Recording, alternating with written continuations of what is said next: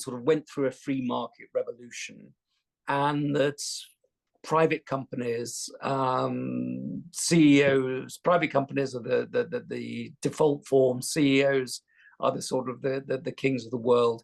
I don't really think that ever happened. I think there was always much more state capitalism around the world than people were willing to give it credit for. That is, big companies run in some way by government.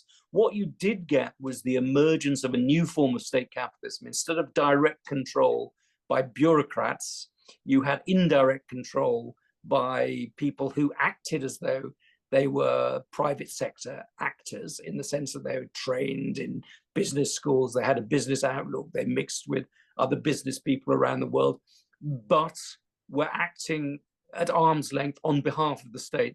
The biggest example of this, of course, is China, where you have some of the world's biggest and most successful companies, but many of those companies are owned by the state through the mechanism of the stock market. So the state will there'll be private companies, but the state is the golden shareholder in those companies.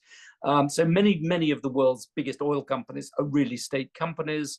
Most of the biggest companies in China and an increasing number of the biggest companies in China are really state companies. If you look at Singapore or Dubai or the examples of countries with sort of authoritarian modernization, which I talked of earlier, you have very powerful state elements. So this notion that we went through a period of neoliberalism misses a very important nuance. And so I think there are, we have in the world the classic example of public companies, i.e.